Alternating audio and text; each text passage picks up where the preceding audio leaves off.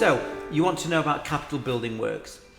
Well, the first thing to say about this is that this really relates to our voluntary aided schools, because our voluntary aided schools, the governing board has a responsibility for the upkeep and maintenance of their buildings. And each of our voluntary aided schools employs a capital buildings consultant to help them do that work.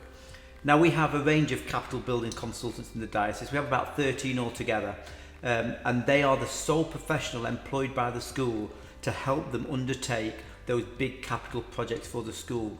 Now, those capital estates consultants should be in regular contact with the school. They should know about the condition of the school, and they should know about any development needs of the schools. And it's their responsibility to bid into the LCVAP SCA funding round to try and secure that funding for those major capital projects. The capital building consultant should also be the one that advises on the financial matters of the project. They're also the ones that are in charge of understanding all the things to do about the building works, whether it needs planning permission, whether there's asbestos surveys that's needed, whether there's any other sorts of surveys. It's the building consultant's responsibility to do that. Above all that, though, it's their responsibility to understand that your school building over a period of 3 to 5 years, and to constantly refresh a 5-year development plan with the school so that you know how long your roofs are going to last, your windows are going to last, when your boilers need replacing, just so you are aware as a school about when bids might be coming in and when capital funding might be needed from the school to help support those bids. And so that regular contact and dialogue with your consultant is absolutely vital to make sure that there's a successful capital building projects take place at your school. Clearly, in all schools, there are lots of things that need to be done to buildings, but like most places, there is only a limited amount of capital funding available. So we as a Board of Education have to prioritise on the projects that we spend our capital funding on. Clearly, first and foremost on that, our responsibility is to make sure that schools stay open. And in order for schools to stay open, they have to be warm and they have to be dry.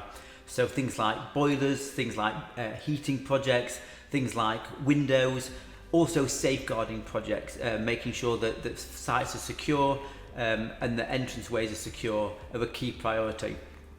Beyond that, there's safeguarding issues and there's health and safety issues to do with toilet facilities. So LCVAP SCA funding also supports a number of LCVAP of toilet work as well. Roofing jobs are always a high priority because, again, to make sure that schools stay warm and dry, you need a watertight roof. So we end up spending a lot of our money on roofing works. So over and above that, once we've done the boilers, the heating, the roofing, the windows, the toilets, the safeguarding, we also are interested in those things that don't particularly work well for schools. You will all be frustrated about things that don't particularly work, even though your school is warm, dry, open and safe.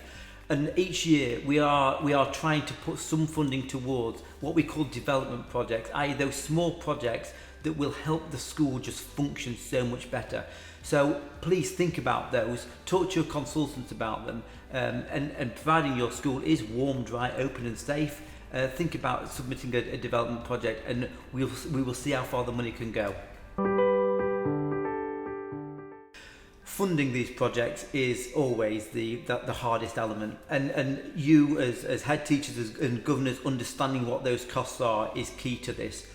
I think the first thing to say is that when you get the tender costs in, when you sit down with your consultant and say, we've tendered this work and it's come in at £70,000, say, then it's to understand that that is not the final cost. Because on top of those building costs, there are a number of additions that we need to make to work out what the total cost of the project is that we actually need to fund. So once those tenders come back, what I encourage you to do is to add another 5%, which often takes place just for contingency work. Then we have the big added element of VAT. As voluntary aided schools, we legally have to pay VAT on all our capital building works. So you're adding VAT onto all that, and then you have to add on your consultants' fees. Now, consultants don't get paid and won't get paid by any other means and been successfully securing work for your school, and so their fees then get added onto that project. So that's £70,000, add on a 5%, add on another 20%, add on another 15% for your consultant fees, and all of a sudden you've got a figure that is way in excess of that 70,000, and that is the figure, that is the outturn cost that we need to be able to fund, and that's what then gets funded through a series of LCVAP SCA funding, DFC funding, and perhaps and hopefully some non-grant aided funding.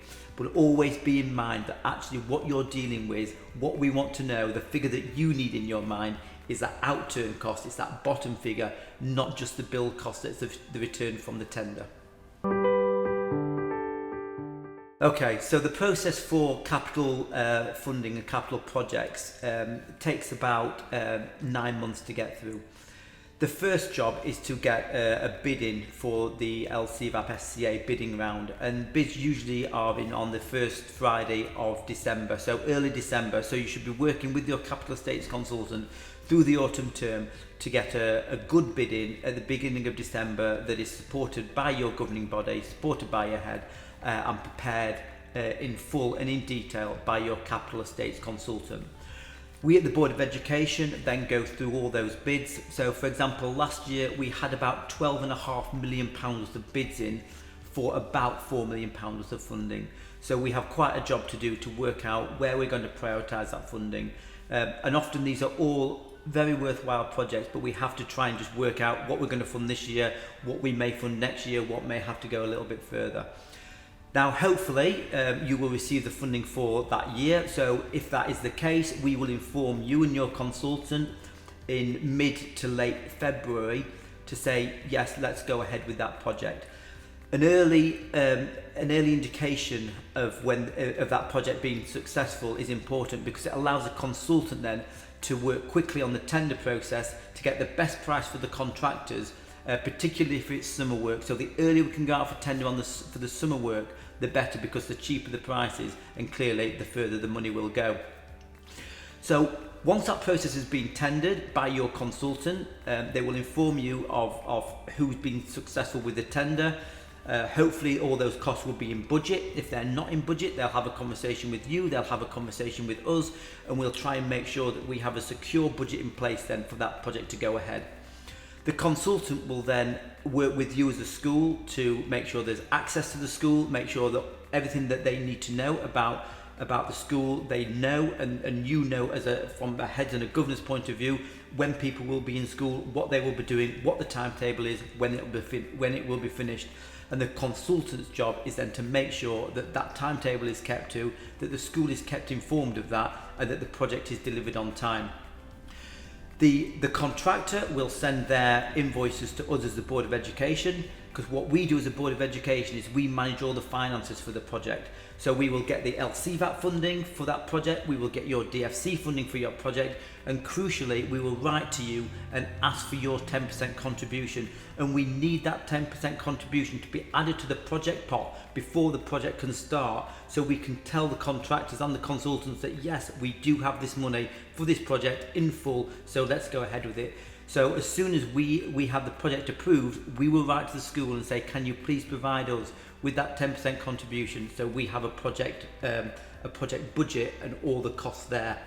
So as the project goes along, the consultants and the contractors will send us the invoices, and providing that the consultant is content that the work has been done to the quality it should be done, we will then pay the consultant. So hopefully the school isn't particularly aware of any of that, but that's all what happens in the background.